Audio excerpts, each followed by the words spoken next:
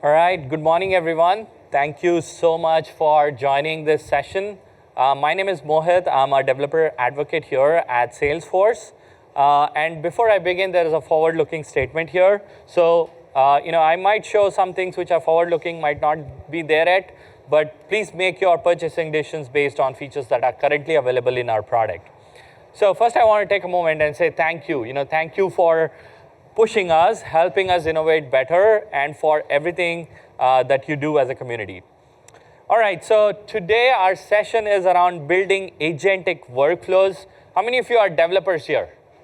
Okay, and how many of you are like admins or business analysts or architects? Okay, great. This is a very general session actually. So I hope you'll have fun time listening to this and watching all the demos that I have. So here's our agenda for today. So first of all, we're going to understand what are agentic workflows. But to understand what are agentic workflows, we need to understand why agentic workflows and how they are so much better compared to the traditional workflows. And then we'll talk about how to build these agentic workflows with Agentforce. How many of you are familiar with Agentforce? Okay, everyone, right? So we're going to see how you can build these agentic workflows. And then I want to give you some best practices if you are using Agentforce to build agentic workflows, and how you can customize the behavior and orchestration, and how to think about optimizations and performance. So there's a lot of best practices, but first, let's start with what are traditional workflows and what are its challenges. And this is going to make it very clear why you need this agentic workflows. So first of all, right, traditional workflows, they follow predefined, pre-programmed rules. They are obviously linear. How many of you build flows and Apex in Salesforce or record triggered automation? That's an example for a fixed program rules, okay? And they're really good. If you have a repetitive task and if you identify that, for this task, this is the process, they're perfect. You can use them, and you can provide a task, it'll get your jobs done. But where do they struggle? They struggle when you come up with a new scenario. So for example, you have a flow, and all of a sudden you have a new business requirement. You have to bake that into the thing, and then retest and rebuild all these things. And remember that they require these continuous updates. And the thing here to understand is you as a programmer are building every node and every step of it. Okay, so that's the core idea. When you're building all that logic, that business logic that you're writing, right? 100% of the business logic is programmed by developers. Tested, programmed, right? So again, as I said, the examples include traditional record-triggered automation using flows and Apex. They are generally good. They're really good. If you have fixed program, if you have identified this is the structure that you want your users to go through, they will struggle. Even if your system has, let's say, all the capabilities. Let's say you have a system, and it can perform X task by itself. You will not be able to perform if you have not programmed that particular piece of logic into the system. And that is where I'm excited about agentic workflows, because what are agentic workflows, right? So these are AI-powered processes, right, where intelligent system automatically plan, evaluate, refine that plan, come up with actions to execute your business goals. I'm going to show you, as I show you demos, this thing is going to become very clear where they kind of shine, right? It's like you provide the system all these actions and let business user decide what they want out of these actions. And these agents are going to be reasoning over all these actions and instructions that you give them, and they are going to come up with that program that requires to accomplish this task. Okay, so there's a difference. You as a developer are not like writing every single logic. And really the challenge is, see, if you as a developer are building some system, the requirements will keep adding. And for example, let's say you're building a traditional chatbot, or a dialogue tree or something like that. That implementation can get really complex. And at some point, it will be very hard to manage. And that's not true with agents, because what happens with agents is you build these actions, and the agents are going to reason out. So how does this work, right? So before I show you how this works, one of the things that you should know is agentic workflows bring agility to the business process, right? So that's the whole idea. It's like it gives your business users more power, so they are more productive because you have all the capabilities, and then your business users are just telling the system what needs to do, and the system is automatically programming itself using AI, okay? So let's look at one more time what is agentic workflow before we kind of get into it. So they are adaptive sequence of actions determined by AI agent at runtime. So it's agent which is orchestrating everything. They're autonomous, flexible, resilient, and they are capable of handling these new scenarios and decision making just by using the pure plan and the reasoning engine. And the examples for them are agents. It's not apps built with record-triggered automation. It's agents built with Agentforce to accomplish a business goal. So how does it all work? How is this thing working, right? So how many of you are familiar with large language models? A lot of you might have used ChatGPT. One of the core capabilities of large language models are they can generate text that can look exactly like a plan. And that is the capability that is powering this whole ecosystem of agents. Like, for example, if you said, ChatGPT, hey, ChatGPT, can you send an email? It will not be able to do it because it doesn't have that capability, while software systems do have it. So ChatGPT can generate a plan and then integrate with a system that can send an email, and that whole task can be executed. So you see, that is the power of agents. It's like they use tools. So here you can see how it works, right? You have an Atlas reasoning engine in the middle, which takes all these actions that you have provided and all the instructions, and then it comes up with a plan.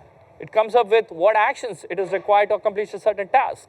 And based on the outcome, it will get all the feedback and store it in data cloud. And then next time, it's going to retrieve, and the engine is going to become smarter and smarter. Right? There's a whole reinforcement learning that's happening here. Okay? So how does it work, right? Just to give you an example. So for example, if I ask, what is the status of my order with, let's say, on order number 1, 2, 3, 4, let's say the system has all these actions, it's going to decide by planning and reasoning that, okay, to accomplish this task, I need these 4 actions of the system, and I need to wire these actions, and it'll wire it automatically, right? And that is the capability that is. So if you were using traditional workflows, you as a software developer will build this thing, but the reasoning engine is orchestrating this thing, and that is something to really understand here. The other thing I want to talk about is, okay, so how do we build agentic workflows with Agentforce? So Agentforce, right, it is that agentic layer of the platform, and it has all the tools that is required to build these agentic workflows. So, what do you really need, to build this Agentforce? There are only 5 things that is required. First is you need to assign role to your agent, because you want your agent to do specific tasks, right? So that's why we have something called as topics and instructions, and you tell what job you want your agent to accomplish, and that is your topic. And then you give data, right? It requires data. It has to learn from somewhere, like how do you execute these actions, right?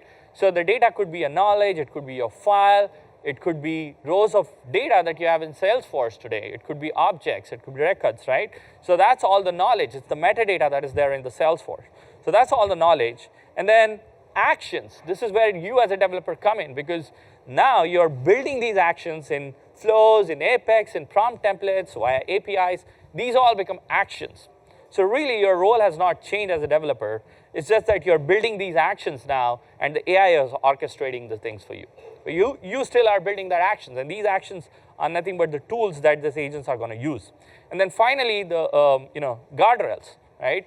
What shouldn't your agent do? These large language models, they have a lot of information, so they can just go haphazard, right? You don't want your agents to just go wild, right? You want it to be still structured in some way, even though they are autonomous. So that's why we have this guardrails. We have scopes which you can define, and you can put guardrails around it to say, your job is only to do these things. And the agent is then restricted. It kind of has that box and the boundary, right? And then channel, where do you want these agents to work? The best part about this is these agents can sit within Salesforce application and help Salesforce users who use Salesforce, but then you, as a developer, can also build agents for your external customers. So the agent could be sitting on let's say an email client. Maybe the agent is on a website. Maybe the agent is on Experience Cloud site. Maybe the agent is on WhatsApp. So there are different channels that we provide where you can deploy these agents. And finally, don't forget that this has trust and security built into it. That means there's no proprietary information that we are sharing with the LLM. There's no data that LLM sort of retains or the LLM providers retain. We make sure that the security is there. And also your agents, when they execute, you as a developer can control those permissions.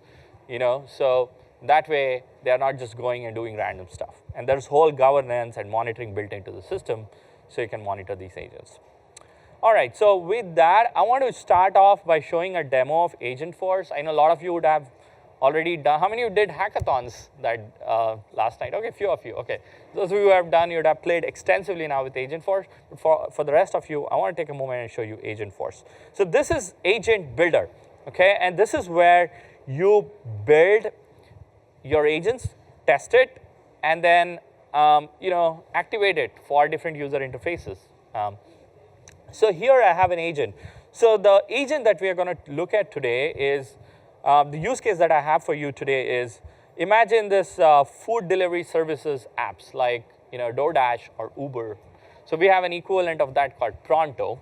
Pronto is a food delivery platform that converts,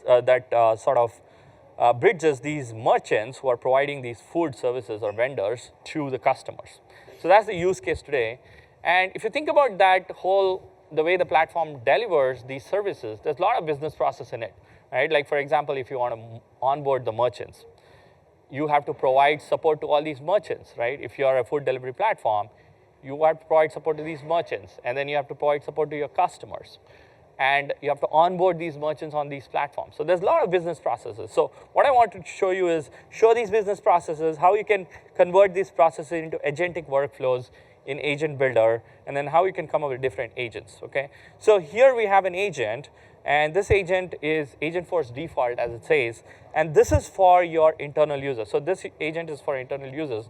And one particular use case that I want to highlight is this agent is supposed to help with merchant onboarding, okay? And merchant onboarding is generally a lot of process. You have to verify contracts.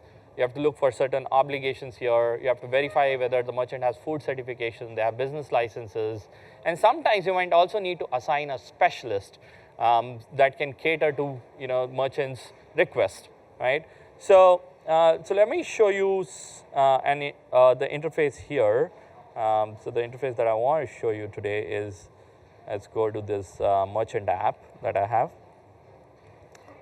So this is a merchant management app. It's an app, not an agent, right? But I want to make you familiar with the data model. So we have all the merchants as accounts, and we have this merchant called Savory Street Co. And this merchant, right, is basically has different store fronts. And again, we have an object to storefront. And they have an application here submitted. And this application has some documents like insurance certification, the merchant agreement documentation, everything. So now the merchant. So now the employees who are using Salesforce and who are responsible for onboarding merchants to this platform, they have to look at this application. They have to go look at all the documents, make sure they are correct, etc. And they have to assign specialists. And the decision of assigning a specialist is agentic. Okay. Sometimes they look at the documents, and sometimes they are like, okay, this looks good, so I might, assign a specialist. Or sometimes they might be like, okay, there are certain things here, so I might not need a specialist, etc. Right? So it's basically a dynamic decision. It's not a workflow. It's not a static traditional workflow here, because there's a lot of human factors that comes into it. And so we want to build an agentic workflow and use AI to help that employee so they're able to accomplish this whole task that they are doing in an agentic way. So let's see how they kind of accomplish.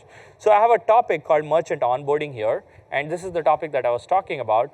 And topics will have something called classification description and the scopes, okay? So they will have the scopes.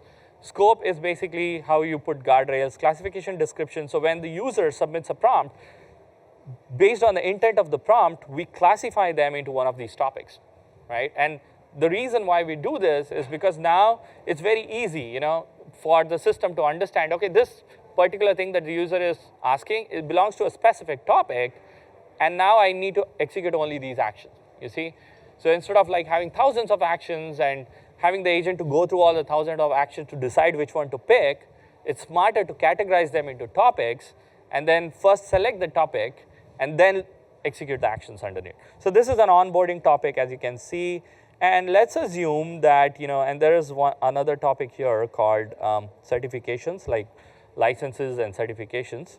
And again, it has a topic, classification instructions, and then you also have topic actions. And also how these actions should perform is where you provide some instructions. And again, all of this is written in natural language, right? So some part of your business logic, right? The actual logic where you want it to be like really 100% accurate, right? You want to be deterministic. Those needs to be in your flows, in your Apex. But there are parts where there is user experience and also non-deterministic, right? Those can be within these instructions, and if there are business logic which are non-deterministic, those can be in prompt templates, okay? So imagine here, right, I am on this application and I'm looking at this Savory Street Co. and this is Agentforce, by the way. So here I bring my Agentforce as an employee and say, hey, you know what? Verify the contract for this merchant. So you see, I'm using the business word here called merchant, okay, and not even account. And this, it should automatically understand, that this belongs to this particular account. So now the agent is going to do the same thing. It's basically now first categorizing into topics, and then within that topics, it will find which actions to execute. I'll pre-program. So you see now the agent is like writing, right? So here are some additional details about the thing, right? Let's go ask. So the contract is currently signed. So it's seeing, the contract is signed. Here are the details of the contract. Here are the pay terms. So it went through a bunch of documents basically. Here, so if you look at the application, it basically went through the application and it figured out, the right things, and it looked into the contract and it came up with the information, right?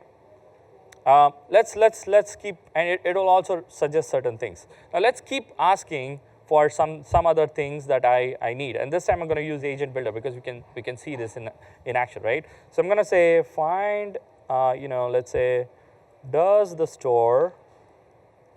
Let's pick one of the stores for that particular merchant. So we're gonna go here, find the store. Let's see. So we have different applications, and then I'm gonna find the store, the Savory Spot. Maybe let's look at this store called Savory Spot. I'm gonna say Savory Spot. So I'm gonna say, does the store Savory Spot has valid food certification? Let's ask this question. And again, we can see that whole plan that the agent generates here in the planner. So in the middle pane, there's always a planner. So again, the agent is working on, and it's going to go search documents. It's searching the documents. So you see, it came up with a response that it has a valid food certification. And if we actually go to that here, and if I look at the storefront, right, it does have the safety certification, the food safety certification here, right? And you can keep asking, and the agent is going to come respond. So we can keep asking, like, for example, anything you would like, right? Like, for example, can you tell me more about the certification?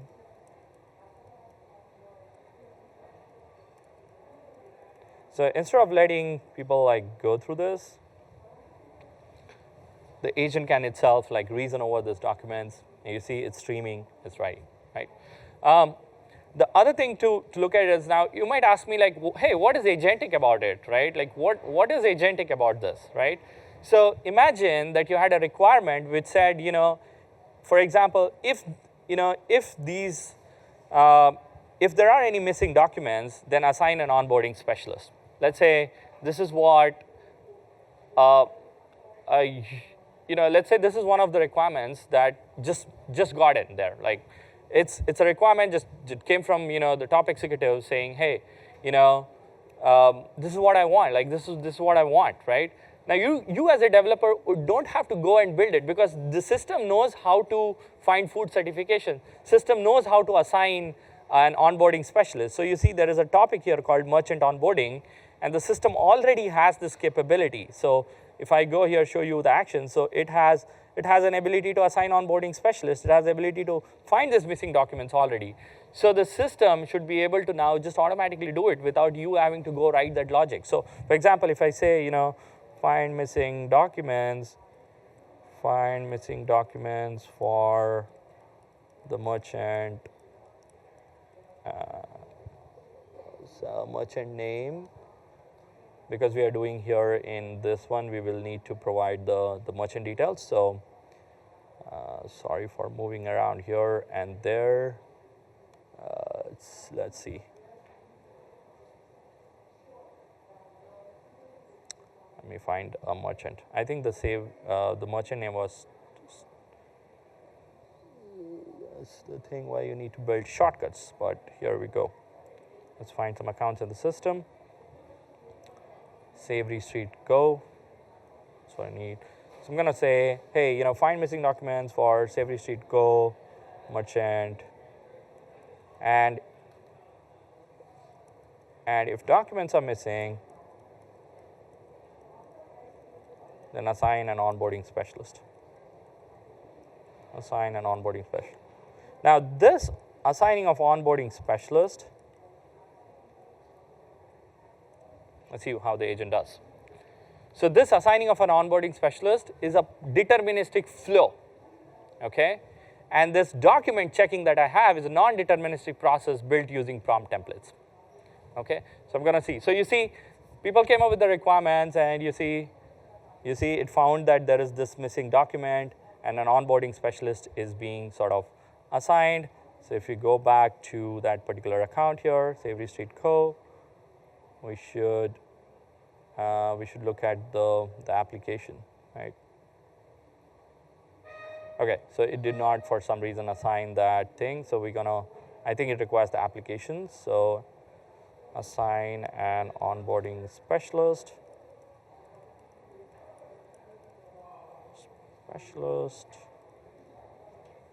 My typos. Specialist for the application. You can provide the application number, or you can say even the the recent application. It will figure it out, but just in case. Yeah. So I'll try once more. See if it's able to assign. So it's working on it. There you go. So there is some error. And again, so another thing is, if there are errors, now we have features where you can provide the feedback. Okay, so you can provide the feedback. Probably there might be some issues in my flow. There might be some issue in my flow probably, and that's why it's a little bit struggling. But let me say, can you retry?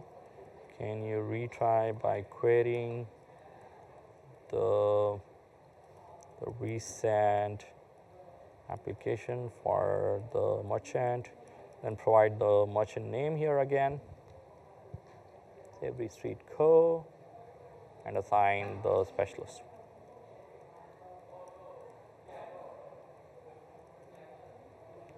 Onboarding specialist.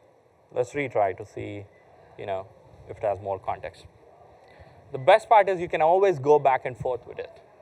If it's not happening, again, you can provide improvements. You can come and tweak these instructions, come and tweak your workflow, and so now it says it's assigned a specialist. So let's go look at if it did assign an onboarding specialist. There you go, it did, right? So you see, we were able to generate errors, but it's able to fix. It's adaptive, right? So again, this is a flow that we had for assigning that specialist. And the other thing I wanted to show you was, this was the document verification process. It's a prompt, okay? And then you can convert these prompts into actions. The other thing I wanted to show you was if you go back to our workflow. So this is a developer workflow. Just take a screenshot, and this is the developer workflow to do your stuff, build your agentic workflow. This is what I did. I found what are jobs to be done. I create topics. I create actions for them. I assign actions to the topics. I create instructions, how to orchestrate. And then I test it. And if the desired outcome is not coming, I'm going to keep tweaking my instructions. Okay? And agentic workflows can be deployed on multiple channels. Okay? One of the things I wanted to show you was you can deploy on Experience Cloud site. So here, I'm on Experience Cloud site. This is Experience Cloud site, by the way, right?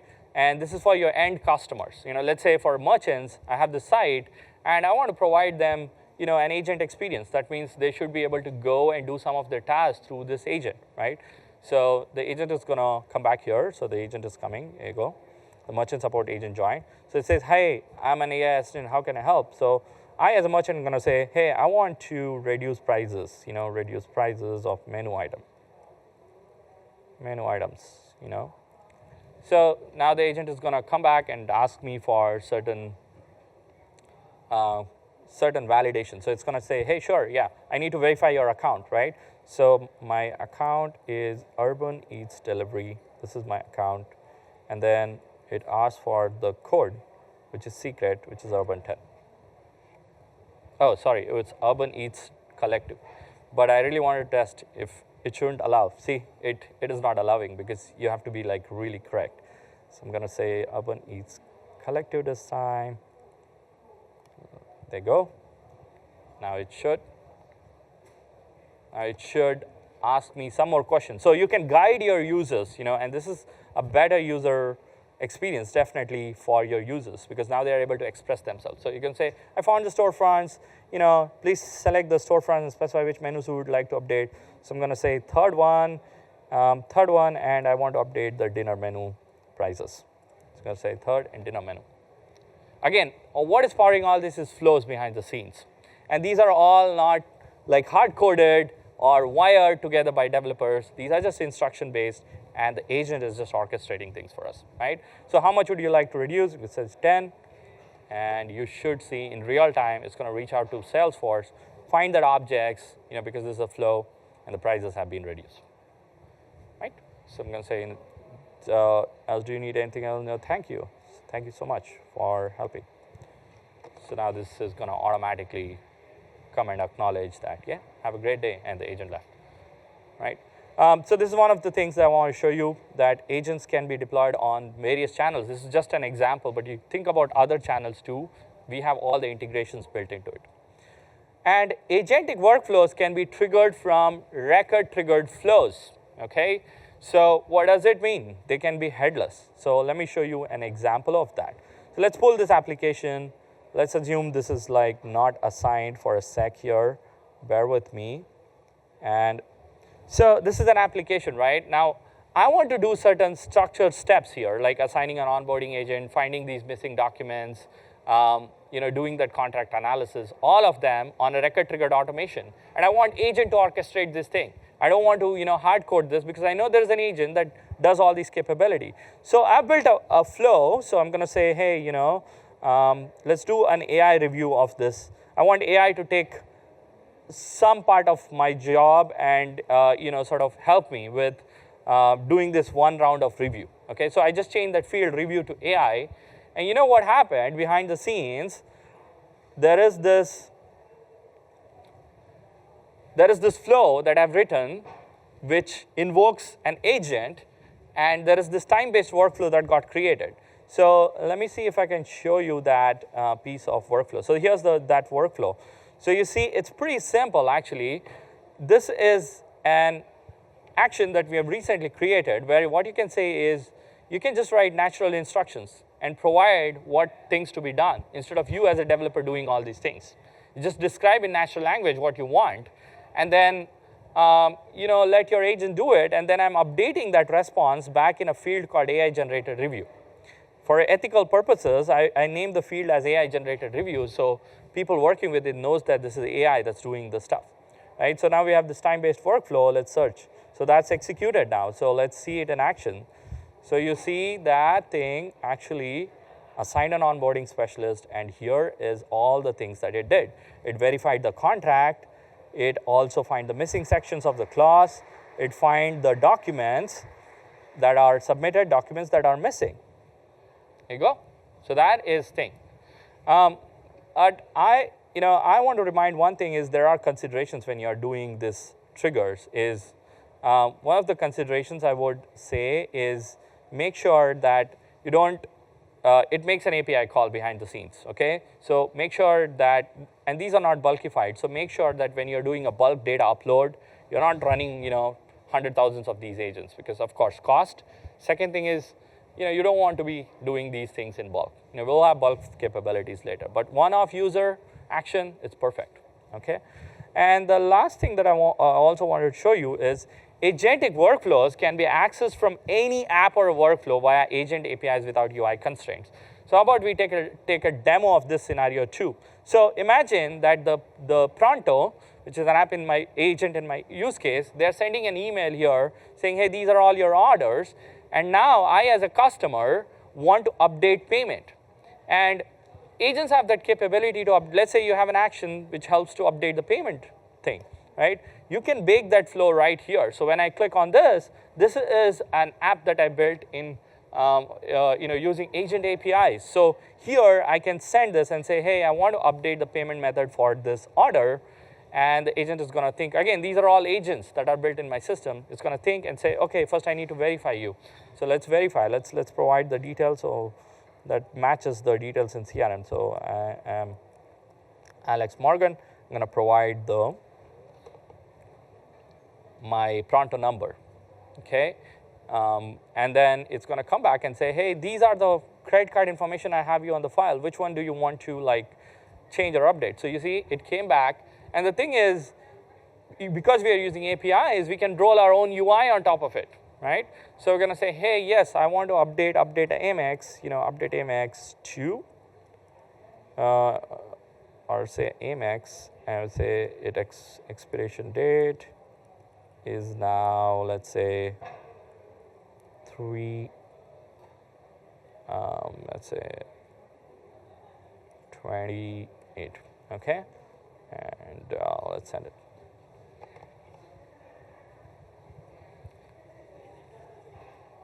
And the agent is going to, again, reach back into Salesforce, and it's updated. I can show you that it did it in real time. So if we were to find that contact in Salesforce, so let's find that contact.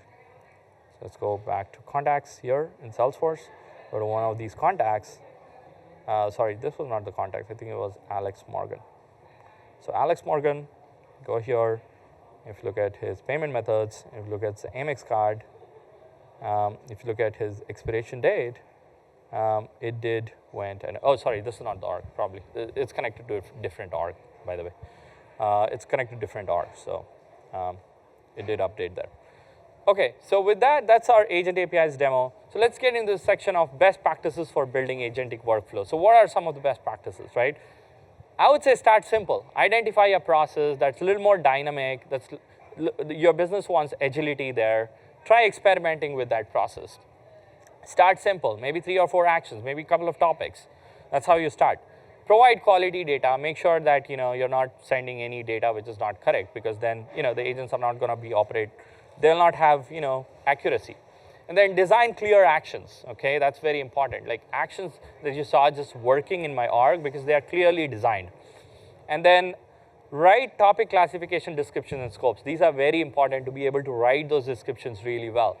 Your agents are good only by the quality of the prompts that you write in there. And you test with Testing Center. So there is a new tool called Testing Center. Unfortunately, I'm running out of the time to show demo of this, but if you go to Agentforce demo booths, you'll find Testing Center. So make sure you test with your planner, you test in bulk, try different utterance samples, because the way you can express to an AI, the query, that can be like hundreds ways you can express the same query, right? So try with that. And then monitor and iterate. So there are monitoring tools. Again, I don't have time to get into that, but if you go to our demo booths, we'll show you how you can monitor and iterate over it. and then fail safely. You saw one of my flows actually failing. I should have handled it really well, like handle exceptions there and guide the agent if exceptions happen, okay? And then how do you customize, right? So when you create actions out of box, right, it will have a certain behavior, but you can customize using a lot of things, right? So this is where you balance your autonomy with control. Sometimes you want control, like some processes you want control. So that's how you will refine your topic and action instructions. You will exactly tell how you want your flow to be. You extend the reasoning logic, again, by topic instructions and this, right? Because the agent is going to have the reasoning based on, to begin with, it will have reasoning based on the topics you have, the actions you have, action descriptions. But then you can come into the topic instructions and really go structured and tell exactly the path that you want it to follow, right? So you have to control, how much control you want to provide, how much autonomy you want to provide. All of those things has to be decided based on those topic instructions. Again, this is the best practice. Implement deterministic logic via flows and Apex. That is what these are meant for. You want some action to be predictable? Yes, you should write them in Apex and flows. Non-deterministic business logic, like for example, validation of documents there, the example that I showed you where we want to validate the documents, right? So that is a good example where AI is very good at reading documents. So, those type of things could be in prompt templates, the non-deterministic logic, right, of reading documents. Maybe you want to do certain rules, which can be non-deterministic, and you're okay with it. Those can sit in prompt templates. And then finally, other thing I want to call out is you can bring your own LLM for Agentforce actions, if needed, for non-deterministic logic. Let's say you have your own domain-specific LLM that you're using from an inference provider, or maybe you built in-house. You can plug that into your prompt builder. That's a capability we give, and we have an open LLM connector, so you can bring any of these LLMs into it. And then finally, I want to talk about performance considerations and optimization. So first thing is latency, very important, right? You saw my thing. It was okay. I mean, we are improving the performance, of course, but it is up to you as a developer too. Like if you write too many actions, right, instead of breaking actions into multiple of them, it will take latency because it has to go execute all of them, right? But if you have multiple actions, it will go execute one by one, right? So it's up to you. And sometimes the processing might take time. So you might want to start an asynchronous job and just inform the user that, yes, this is something happening and this is your, probably an ID or a status that, ID which you can use to ask for the status. Or maybe when the process completes, you inform them through SMS or through email. So a long-running process, you should be very mindful of that. You don't want your users to be hanging there and sitting. It's a conversational experience. You want it to be really fast. And then sequential reasoning overhead, right? Like all the logic that you saw gets executed one by one. Sometimes what you want to do is you want to simplify it and combine it into multiple steps, okay? So you have to think about that. And then reducing hallucination, of course, by providing right knowledge and the data. And parallelizing for better performance. Sometimes, what I've seen is some of the actions you really want it to be faster, and in that case, you take help of our other tools like MuleSoft, where you can have like parallel processes, like you just fire off a process like a platform event from your action, and the MuleSoft comes and does it parallelly and then aggregates the information and sends it back to Salesforce. Keep it very fast. And then again, test, monitor, and handle errors. I cannot stress the importance of this. This is very critical because again, think of these agents as just like your human counterparts, right? I mean, they're modifying the data, they're doing a lot of things with your system, and you need to be able to see and have visibility into it to make sure they're not doing something that is not something that you desire, okay? And finally, scan this code, because for all of you developers, right now we have a developer edition org that we launched today, which is free and has Data Cloud and Agentforce for you to learn and build, and practice. So scan this code. There's a developer guide which is going to walk you through everything that I've went today. And if you want to learn more, like how did I build all of these, check out our Agentforce demo stations at the level 2. And there we have demo stations for each of these demo, and we really dig into like how did we build all of these demos for you. With that, I want to take a moment and say thank you. And don't forget, please fill out that surveys. Those are really important. That just helps us to understand whether this content was useful or not.